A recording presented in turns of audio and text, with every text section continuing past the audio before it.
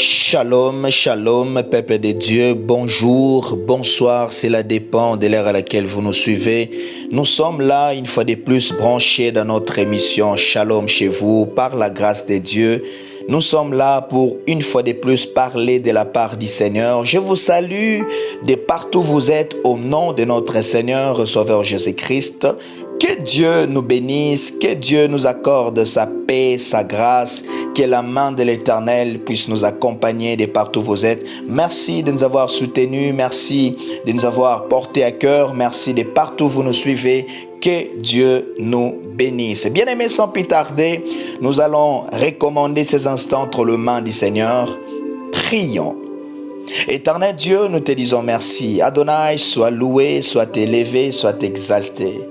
Nous voici une fois de plus dans ta présence. Père, parle-nous. Nous savons que ta parole nous fait accéder dans les surnaturels. Ta parole nous fait accéder à vivre le miracle. Voilà pourquoi Pierre pouvait dire, Seigneur, nous n'avons rien péché durant toute la nuit, mais sur ta parole, je jetterai le filet. Père, que ta parole puisse nous faire accéder dans les surnaturels. Que ta parole puisse nous faire accéder dans le miracle. Parle-nous aujourd'hui, atteins tes objectifs. C'est là, au nom de Jésus-Christ, nous avons ainsi prié et nous disons merci Seigneur Jésus-Christ. Amen. Amen, amen. Que Dieu soit loué, que Dieu soit glorifié.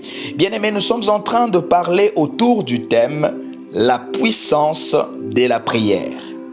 Alléluia. Nous sommes dans les livres de Jacques chapitre 5, du verset 16 au verset 18. Jacques chapitre 5, du verset 16 au verset 18. J'ai lu la parole de Dieu. La Bible déclare, « Confessez donc vos péchés les uns aux autres et priez les uns pour les autres, afin que vous soyez guéris. La prière agissante du juste a une grande efficacité. Élie était un homme de la même nature que nous.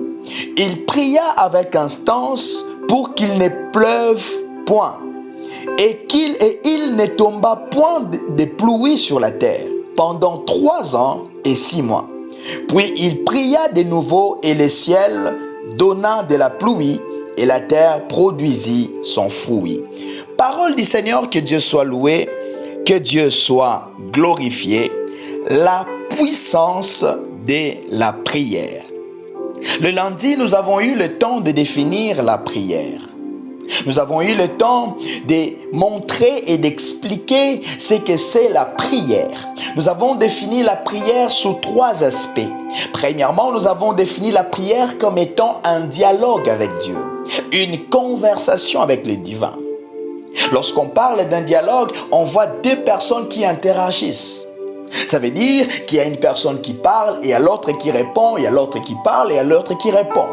Ça veut dire que la prière est un dialogue avec Dieu. Lorsque nous prions, nous avons le temps de converser, de parler, de dialoguer avec Dieu. Deuxièmement, nous avons dit que la prière est le fait de jouir de nos droits à formuler nos demandes à Dieu. Bien-aimé, la prière est aussi une demande. C'est le fait de jouir de nos droits. Bien-aimé, demander à Dieu est un des droits que nous possédons. Demander à Dieu est un de nos droits. Voilà. Voilà pourquoi la Bible déclare, tout ce que vous demanderez à mon nom, je le ferai. Alléluia. La Bible continue encore dans Philippiens chapitre 4, verset 6, il dit, ne vous inquiétez de rien, mais en toutes choses, faites connaître vos besoins par des prières, des supplications et des actions de grâce. Ça veut dire demander à Dieu est un droit pour nous. Demander à Dieu est un droit qui est à notre disposition.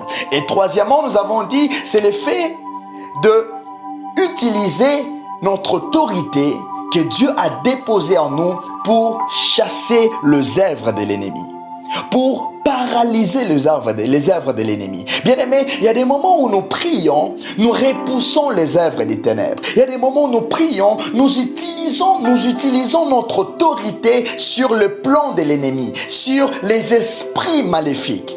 Alléluia. Et les 3 aspects nous poussent à nous montrer que la prière doit être dite.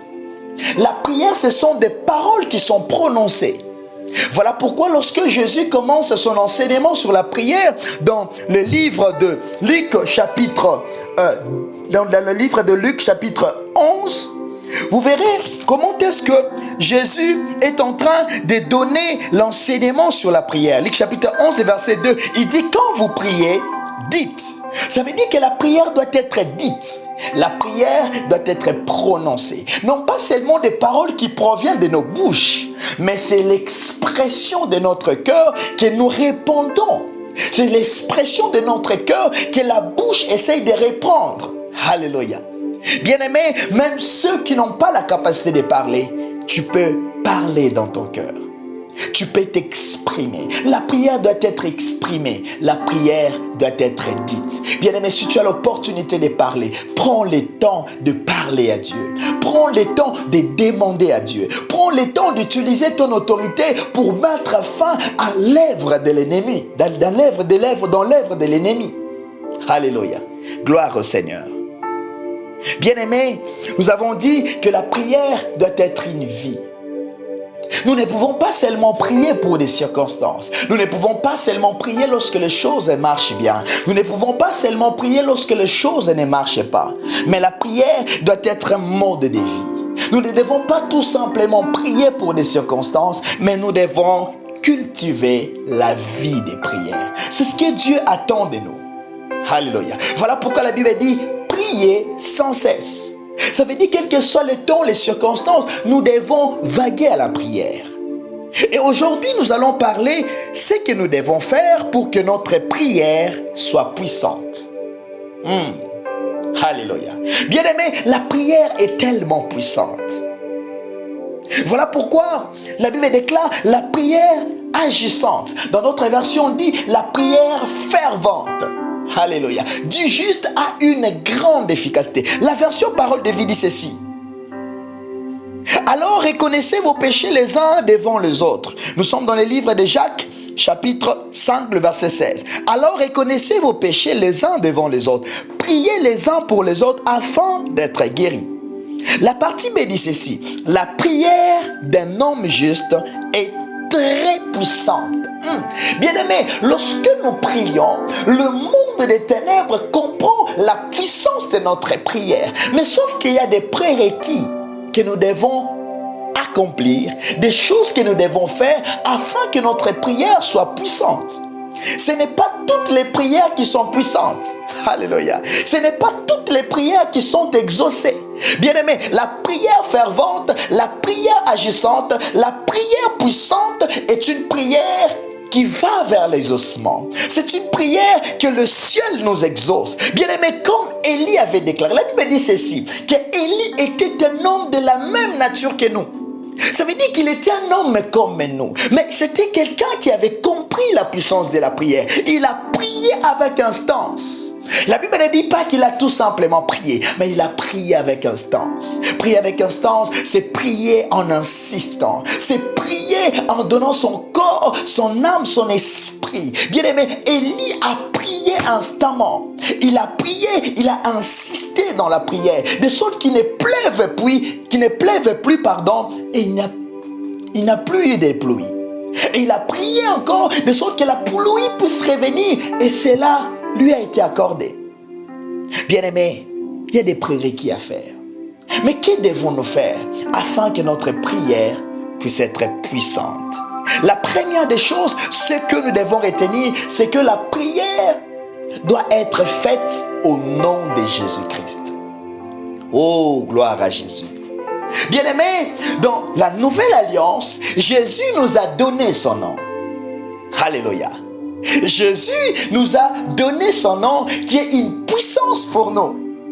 Un nom qui est au-dessus de tous les noms. Oh, gloire à Jésus. J'aime ce que la Bible déclare dans le livre de Jean, chapitre 14, du verset 13 au verset 14. La Bible dit ceci. Et tout ce que vous demanderez en mon nom. Ici, c'est Jésus qui parle. Il dit, tout ce que vous demanderez en mon nom, je le ferai, afin que le Père soit glorifié dans le Fils. Verset 14, il continue de ceci. Si vous demandez quelque chose en mon nom, il répète encore en mon nom. J'aimerais que tu puisses souligner cela dans ta Bible. En mon nom. au nom de Jésus. Il termine et dit, je le ferai. Ça veut dire que la prière est puissante. La prière est agissante. La prière est exaucée lorsque cette prière est faite au nom de Jésus-Christ. Oh, gloire à Jésus. Bien-aimé, comment tu pries? Lorsque nous prions au nom de Jésus, nous engageons le nom de Dieu. Nous prenons nos problèmes, nous prenons nos circonstances, nous prenons nos vies, nous les donnons à Dieu. Nous prenons nos problèmes, nous les livrons à Dieu. Et lorsque nous livrons nos problèmes à Dieu, il agit, il opère. Alléluia. Gloire au Seigneur. Que Dieu soit loué. J'aime ce que Romains chapitre 10, le verset 13 déclare. Il dit, car quiconque invoquera le nom du Seigneur sera sauvé. Alléluia. Bien-aimé, quelle que soit la grandeur de ton problème, quelle que soit la grandeur de tes circonstances, quel que soit ce que tu traverses dans ta vie, mais bien-aimé, sache une chose, lorsque tu pries au nom de Jésus, bien-aimé, ta prière devient puissante. Et ta prière devient puissante, et cette prière est capable de renverser des situations, est capable de bouleverser certaines choses.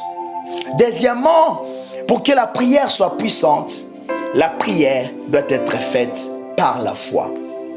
Oh, gloire à Jésus. Bien-aimé, on peut beau prier, mais si nous n'avons pas la foi, on ne peut pas être agréable devant Dieu. La Bible déclare, sans la foi, il est impossible d'être agréable à Dieu. Bien-aimé, comment est-ce que tu pries? Alléluia. Écoute ce que la Bible déclare dans le livre de Matthieu chapitre 21, le verset 22. La Bible dit ceci, tout ce que vous demanderez avec foi par la prière, vous les recevrez. Bien-aimés, lorsque on prie, nous devons engager la foi. Lorsque nous prions, nous devons avoir l'assurance que Dieu est suffisamment capable de nous donner ce que nous demandons.